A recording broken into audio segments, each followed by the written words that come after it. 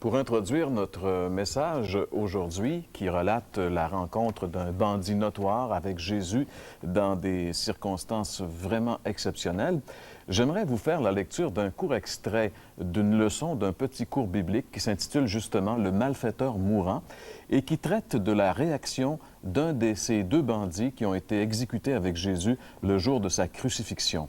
Alors le texte va comme suit. « Vers 9 heures du matin, ils clouèrent sur une croix ce Juif inconnu, criant, se torsionnant, luttant et blasphémant. Ils clouèrent son accusation au-dessus de sa tête et le dressèrent pendu au bois pour qu'il meure. Il était environ 9 heures. Avant qu'il ne soit midi ce jour-là, le jour de sa mort, ce malfaiteur crucifié était sauvé. Ce fut, on peut dire, le premier converti du calvaire. Entre 5 et 6 heures environ ce même après-midi, les soldats vinrent, lui brisèrent les jambes, projetant le poids de son corps torturé sur ses bras et provoquant ainsi une rupture du cœur. Son âme, elle, était projetée dans l'éternité, mais sauvée. Il fut sauvé de la même manière que doit être sauvé qui que ce soit. Réfléchissez un instant. Il ne fut pas sauvé en allant à l'Église. L'Église n'existait même pas à cette époque, quand il mourut. Il ne fut pas sauvé en lisant la Bible, en faisant de son mieux ou en vivant dans une vie sans reproche. Il ne fut pas sauvé en faisant pénitence ou en tournant une nouvelle page, comme on dit. Il ne fit pas appel aux prêtres de service, ni même à la mère du Seigneur, qui pourtant était présente à la scène. Il ne fut pas sauvé par son baptême. Il ne fut pas sauvé par ses bonnes œuvres.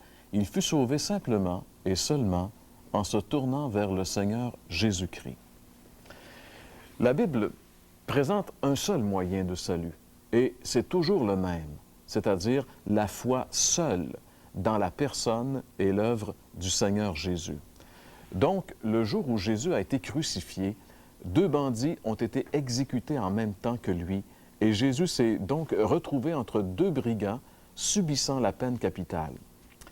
Un fait intéressant de constater, c'est qu'environ 7 siècles avant que l'événement se produise, le prophète Ésaïe, un des prophètes de l'Ancien Testament, un des anciens prophètes d'Israël, avait annoncé que le Messie qui viendrait se retrouverait au rang des malfaiteurs. Le prophète Ésaïe a écrit un long livre de prophéties qu'on retrouve dans l'Ancien Testament, et au chapitre 53 de ce livre, au verset 12, on peut lire ceci ensemble. Il est dit « C'est pourquoi je lui donnerai sa part avec les grands, il partagera le butin avec les puissants, parce qu'il s'est livré lui-même à la mort et qu'il a été mis au rang des malfaiteurs. » La crucifixion était pour les Romains la façon d'exécuter la peine capitale. On peut dire que l'homme a toujours été assez ingénieux pour inventer des méthodes de torture et de mise à mort effrayantes. La crucifixion, en ce domaine, est une de ses bonnes réalisations, puisque c'est probablement la peine capitale la plus atroce jamais imaginée par l'homme. Habituellement, la crucifixion était précédée de la flagellation, qui consistait à lier le condamné à une colonne basse et à le frapper avec des fouets qu'on appelait scorpions. C'étaient des espèces de longues lanières de cuir auxquelles étaient fixés des morceaux très coupants de pierre ou d'os qui labouraient littéralement le dos de la personne. Cela était tellement souffrant que très souvent, c'est à ce stade que mourait le condamné. S'il pouvait passer au travers cette douloureuse épreuve, il était mené au lieu de son exécution en portant la partie horizontale de la croix. Ordinairement, un crucifié pouvait demeurer sur la croix de 12 heures jusqu'à 3 jours. De grands clous étaient enfoncés dans ses mains et dans ses pieds, et parmi les nombreuses douleurs horribles que devait endurer le crucifié, il y avait l'inflammation croissante des plaies, il y avait la position contre nature, l'immobilité forcée et la rigidité des membres qui en résultaient, bien sûr. De plus, les congestions locales, surtout à la tête, les troubles de circulation, la fièvre et la soif ardente, ainsi que l'asphyxie lente et envahissante, faisaient de cette agonie publique une mort horrible et dégradante. C'est là, dans cette situation terrible, que l'on retrouve Jésus et ce bandit, tel que nous le rapporte l'Évangile de Luc, chapitre 23, et le verset 33 que nous allons lire ensemble. Ici, il est dit « Lorsqu'ils furent arrivés au lieu appelé Crâne, ils le crucifièrent là, ainsi que 2 malfaiteurs, l'un à droite et l'autre à gauche. C'est entre deux malfaiteurs que Jésus a été crucifié, pas entre un bon larron et un mauvais larron, comme on l'a si souvent entendu, mais entre deux bandits. C'étaient des hommes sans loi, des criminels. Ils subissaient la peine capitale pour leurs crimes.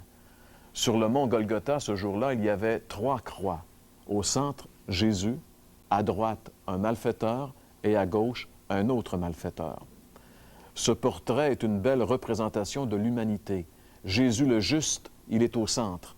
Et tout autour, autant à droite qu'à gauche, il n'y a que des malfaiteurs. La Bible dit que nous sommes tous par nature des malfaiteurs aux yeux de Dieu. Dans son épître qu'il écrit aux Romains, chapitre 3 et le verset 23, l'apôtre Paul dit ceci: « Tous ont péché et sont privés de la gloire de Dieu. » Ce qui va déterminer notre éternité, c'est notre réaction face à Jésus, car tous les malfaiteurs n'ont pas la même réaction face à Jésus.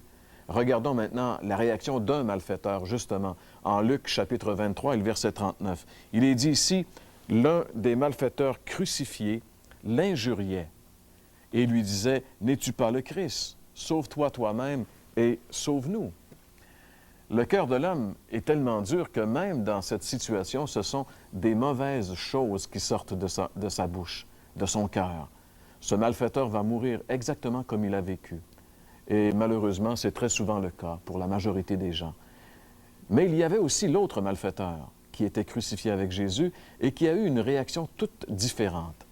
Regardons ensemble la réaction de celui-ci. Luc 23, versets 40 et 41.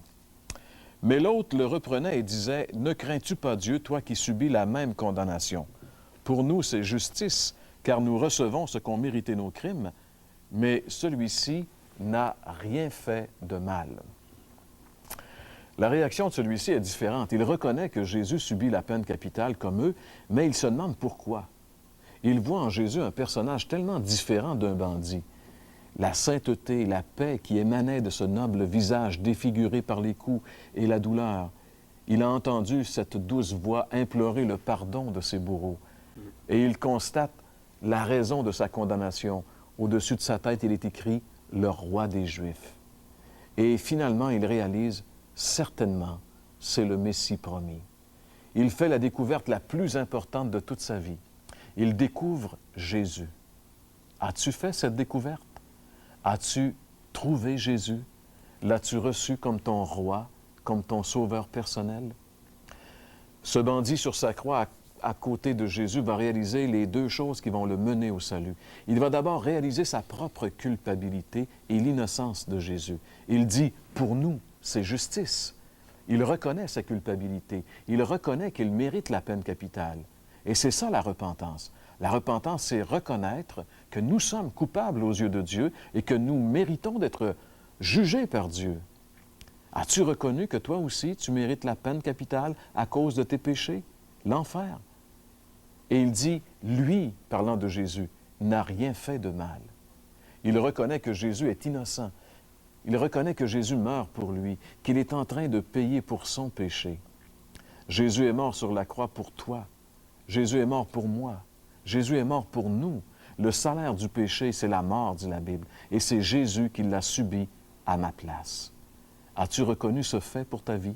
As-tu réalisé que c'est pour toi, personnellement, pour te sauver, que Jésus est mort à ta place sur la croix? Voilà les deux choses qu'il faut reconnaître pour être sauvé.